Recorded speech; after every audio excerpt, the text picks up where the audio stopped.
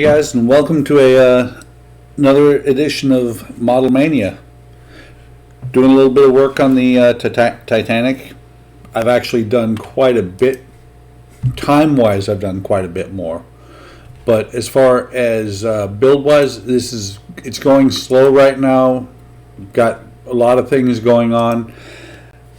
You know, some of the pieces are really slow to come together because, like, picking the parts that aren't going on the wooden deck takes a little bit of time. So far, I have about 35 hours into the project, which, you know, that's not bad. Did about 5 hours yesterday doing taking parts off of sprues and picking parts off the wooden decks. So it's going slow. It's going slowly, but it is going. I also received the light and sound kit from Belgium. Really excited about this. Can't wait to start putting that into the model. Might pull out some parts and let you see what is in the model or in the kit itself. It's a pretty extensive kit. It's got a lot of lights. It's got some sounds. It's got 2 speakers that go inside the model, and it's not. I don't believe it's an Arduino. I think it is a kit or a card they actually build there at Magic Scale Modeling. It's a kit that comes from Belgium. Took about 2 weeks to get. Really pleased that it's here now. Can't wait to start putting pieces into the model. But unfortunately, I'm stuck right now until I get the internal bracing. Hopefully that will be here in the next few days. The tracking on it has not changed since the 7th of December of last year, so hopefully something will break loose shortly. So without further ado, let me switch cameras and show you what I've had going on. Also, I'm trying a different camera for my top camera. Usually this camera, the camera that I've got on the side view here, is my top-down camera, and the reason I've switched it is it doesn't have the features. The features of it is it's a basic webcam, and it doesn't focus as well or as quickly, and also it's really difficult to zoom in. Instead, what I've done is I've switched my Droid Cam up to the top, and the Droid Cam has the ability, let me bring that window up, to actually zoom in on what I'm doing. Let me move this a little bit.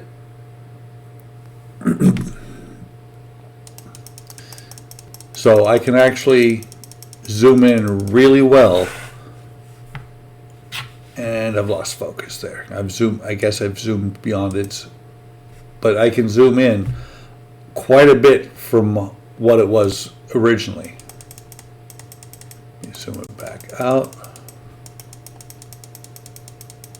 And it's, you know, I have autofocus on it. Overall, cell phone cameras are just a little bit better than the than your webcams. So here's what I've done so far. You know, I've got primer on most of the initial main decks. I've light blocked and painted white the insides. Did the same thing for the rest of them. This one's light blocked. The hull itself is light blocked. It is now primered. There's primer on the outside of here. This part will actually sit right in here like this. And this is the wooden deck. The wooden deck that goes on this part. Each one of these holes you see here, I had to actually take an X-Acto knife and first, the round ones not so much. The round ones they made sure to use the laser etcher to go all the way through so that there wasn't any wood stuck to the rest of it. But the square ones, I had to actually take an X-Acto and very carefully score along the edges so that the pieces would come out, and then I pick it out with the X-Acto, and you know, giving me the ability to lay it on top here. And then what I'll do is I'll pull this one off, and I've already done it with this one here. I'll pull this one off as a single sheet. I will find one feature, probably like these square parts or these rectangular parts. I'll pick that out, as well as these holes that you can see are also cut through the plastic, and you can see the detailing of the planks. And the spots here that I did not pick out yet, I'm probably not going to. That's where the benches are actually going to sit. There are really, really tiny holes. If you can see them, they're really tiny holes there for the bench legs to go into. That's what these lines are for. I think it'll work just as well by putting a spotted glue on each leg as I go to put it down. So hopefully that'll work really well. One thing I noticed when I first laid this one down, because the first thing I noticed after I got it out, I laid it over top of it, and these parts were not here. But the original bollards stations, where the bollards are going to go, these raised parts here, don't match up with the floor, with the decking. And I think what it is these are not in the right spots. And even if they are, if they are, they still have to come off, because on the decking, once the decking goes down, I have to paint it black. It's going to look like this at where I've cut them out. And if you look, you can see some spots where the primer's gone and the paint. I've actually cut the plastic off there for the bollards. There are some little brass pieces that will go in there, as well as the photo etch, the silver photo etch pieces that will replace those little spots. And instead of having plastic, what you'll have, and I'll try not to get it too reflective, is these will go in there. And the brass pieces actually, I'm going to paint these black, and then the brass pieces actually have little legs that will go down through the part, and I'll have to drill down through the plastic for them to actually go in. Sorry about that. Don't mean to blind you with that thing. So that when I first got this done, I was like, wow, that's kind of irritating. But I actually see it. It looks better where they were, because the original bollards here went right up to here. Also looked at it, and this edge here kind of looked weird. The upper deck that is above here actually meets right on here, right on this raised part here, and so I was like, am I going to end up with open decking there? And I wasn't too happy with that at first, until I went and found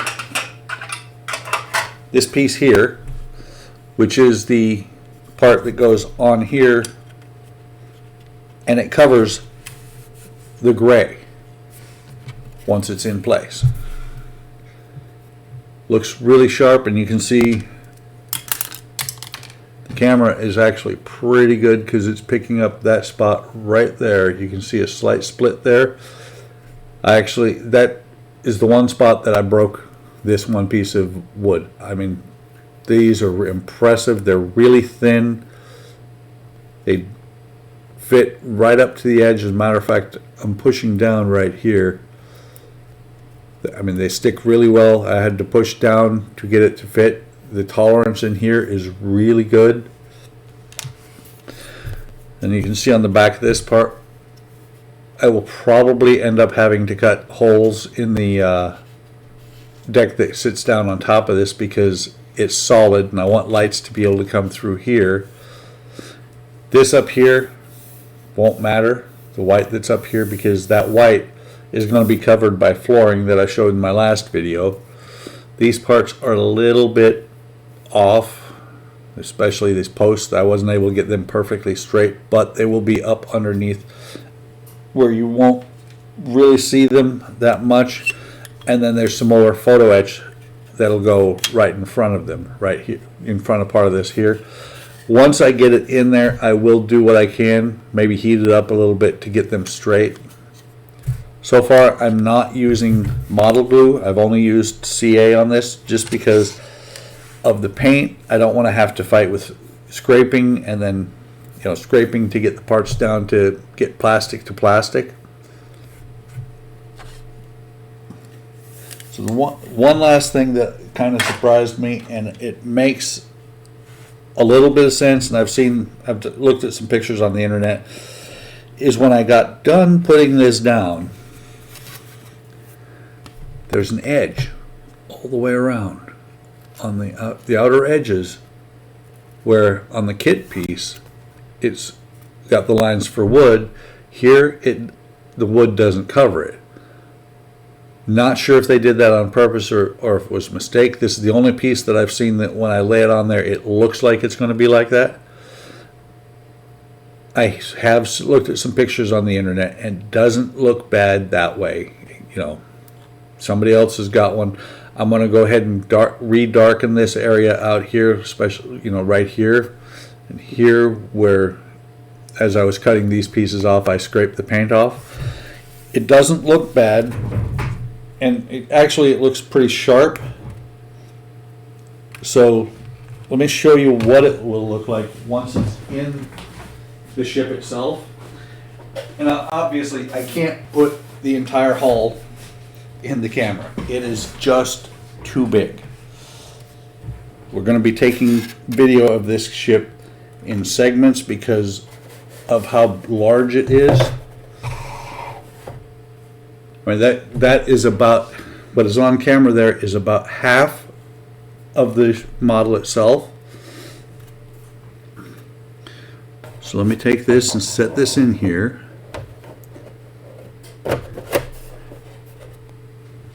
And then let me zoom in a little bit.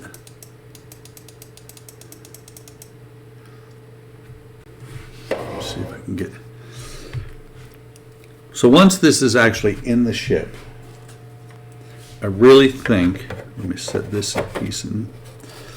I really think that the gray stripe here and here is going to look, it's not going to look bad. Matter of fact, looking at it on camera right now, to me it looks decent. It doesn't look like there's missing wood there. You know, until you get really close and you can actually see the lines for the grain. But to me, I think it looks really good. I think it's going to turn out really nice. It was a lot of work just to do this little area here, to do that, and these parts here. And of course, because I'm just starting the model, I'm going a little bit slow. Took me about 5 hours to get everything set up and do this area here. A little bit slow, that's okay. Not in any rush. And actually, just looked, this deck is not down completely. One thing I am going to have to do, it looks really good on camera, the white up here. I need to go back and actually, since the deck sits that low, I'm going to have to go in here and re-hit that with white so that it looks, so it's a little bit better. Not sure what I'm going to do about the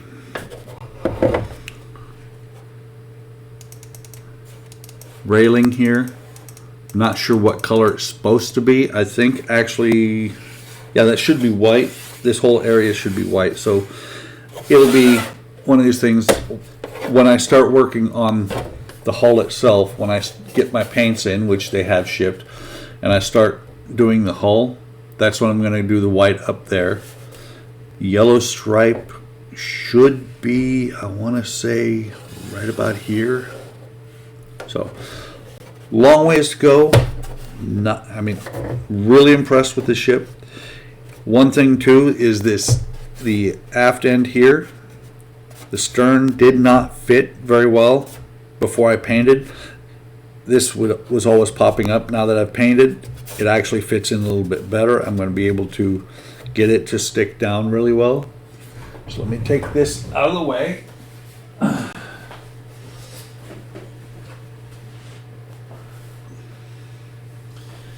show a little bit on the from the books, because when I started working on this yesterday, and I've looked at this multiple times, I knew that this went in here like this, and then this piece will go in here like this. And I looked at it and I'm like, okay, we'll cut these out. And I knew that I had wooden deck for it. And as I was looking at the wooden deck, you know, here, is that? No, I think that's a different area. That's the fore end of the ship. But here, I was looking at this, and I was like, okay, deck fits in there. Didn't realize that these pieces here were a little bit different. So right here, that it was a little bit different. This is looking in here. This is how I figured out that once the bollards were removed, that they would actually be replaced by that metal piece. And then there's two brass. The brass bollards actually have a pin on the bottom that I'm going to have to drill down into the model and glue them down that way. A lot of detail here that I'm not going to do just yet, because if you follow what it shows in the book, you know, you do, I'm guessing you get these the fore and aft pieces into the ship so that you can, so that it supports itself a little bit better, because it does have some flex. And then you flip it over and you start working the bottom. I have to do these bottom pieces before I can do the any painting on the bottom. The propellers I'm not going to put in until well after it's painted. I did a ship where I was doing the propellers and I kept knocking them off. And then this last part here, this is where you start working on the mid decks. And the mid decks can be done off the ship, and you do quite a bit to the mid deck, you know, until you have this whole huge assembly here. This is where a lot of the photo etch windows are, a lot of the clear parts. I've got the flooring, the paper flooring. That's where all this stuff will go. So it's going to be a while before I need the hull again once I get the hull painted. It's going to be nice to get it out of the way. So let me pop this open. Zoom back out so that you can see it all. Oops. Zoom the other way. I mean, this is really well packed. Came with a card actually addressed directly to me. So it was in a little bit better shape before I put it back in there. And it's got a phone number. I believe it has it's got a phone number. It's got Facebook. It's basically saying contact us if you had questions on this, because this kit is something else. These are the option funnel lights that I bought because I want to be able to light my funnels from the outside, and these little pieces will have a light inside of them, and the light will shine up on the funnel. 2 packs of the funnel lights. Not sure how exactly yet these go together, but I know that these these 3D printed parts, the board will fit inside of it so that everything is protected.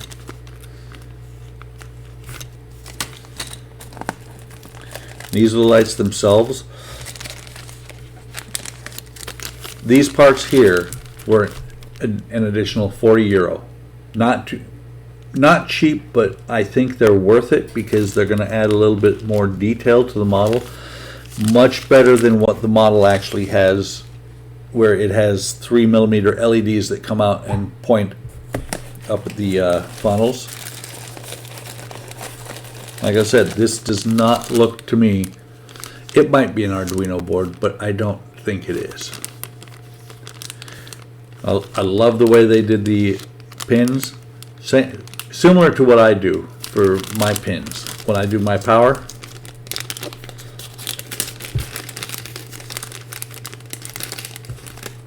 When I do their power, the way they did the power on here, the way I do my power is really pretty much the same. You can't, except for what they do different than what I do, is you've got the male and the female pin there, so you can't screw it up. You can't do it backwards.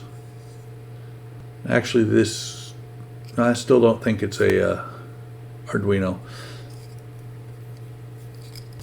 Lots of pins. Lots of inputs and outputs.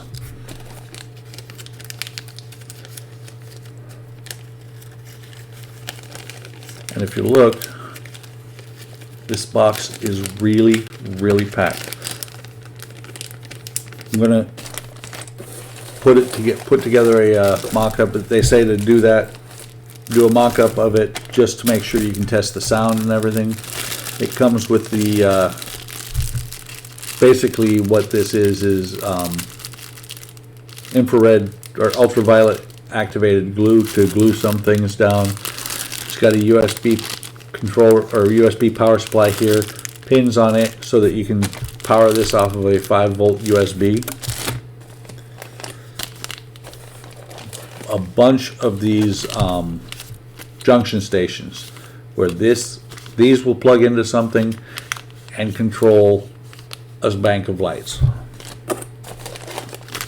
This is 260 centimeters of LED tape. This is going to be the main body of the hull.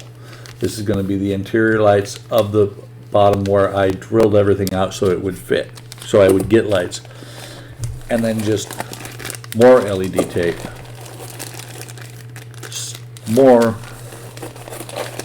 Just tons of LED tape. And from my layman's eyes, it looks like a lot of this stuff was handmade. There's a ton of lights in here. 3D big. A bunch of these 3D bases, these junction ports. Let's see. 9 strips of LED tape, 13 centimeters long. Everything is pre-wired.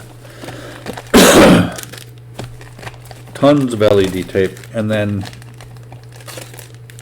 a few spots there are some, like here. These should be, yeah, warm white LEDs. Actually, I think what this might be the lights for the masts.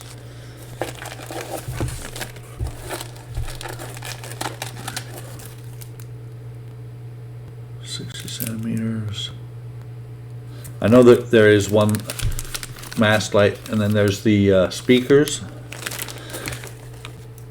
And these parts are, it says they're to keep you, there's some spots where otherwise you're going to see the LEDs themselves if you don't do something special with them. I can see right now what they're for is to hold the LED tape. This base will get glued down, and then the LED tape will get glued to the inside of it. It's a lot of figuring out to do with this kit, but there's also a lot of very specific lighting in this kit, and the audio files that are all pre-installed on it. I'm really excited for this kit. I really am glad to have it. In my mind, I know some people are like, why aren't you doing your own thing, Buck? I thought about it. When I saw this kit, I fell in love. My wife and I both decided, even though it's a bit pricey, this light and sound kit needs to go into my Titanic. So that's where we are as of right now. A little bit of a start, long ways to go. Hope you enjoyed the build. Let me switch cameras. Hope you enjoy the build. I hope you're enjoying the video series. So not the first Titanic I've done, but the first model that I've done that is of this scale, that is this huge. I've never before built a 6-foot model. Hope I'm up to it. I think it's starting to, it looks good so far. It's just that sometimes I'm one of these people that I will sit here and I will paint something. And then I'll get a little bit of, it'll run over and I'll go back and forth. It's one of these things of, it's going to, you know, I'm going to paint it to the best of my ability. I'm going to build it to the best of my ability. I know there's a lot of people that are out there that are just, they're counting rivets. They're looking for it to be completely accurate. I'm not concerned about accuracy. I'm concerned with, I want a good finished model. I've gotten accuracy, one kit that for accuracy. I've seen a couple of other ones. Might go out and get some more. One other thing, and I have to add that to the list of stuff that I bought for this. I have people coming, so you know. I thought at one point about the about getting the one that was released specifically for this, and you know, you have to paint it yourself.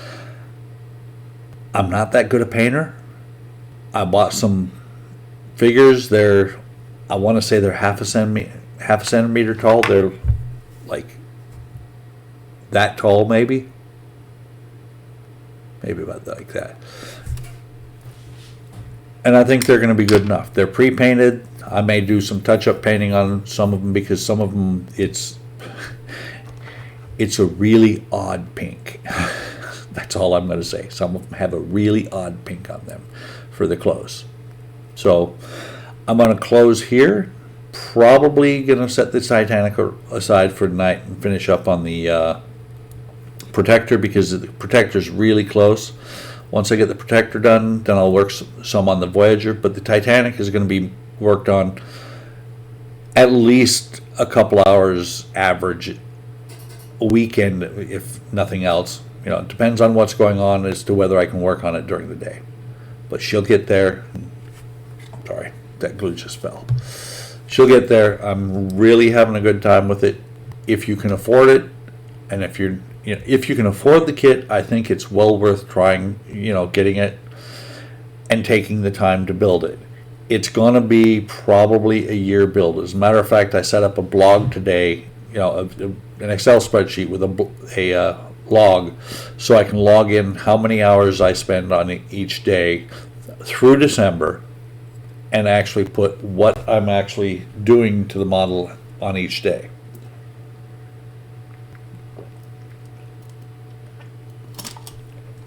I may find a way to put that on. Well, I do know how to put it online when the model's done. I'm also posting stuff to Hobby Link International and our Discord. I highly suggest if you're a modeler and you're interested in modeling and you want to get in with a good group of people who do models, come on over and join us there. We're happy to have everybody there.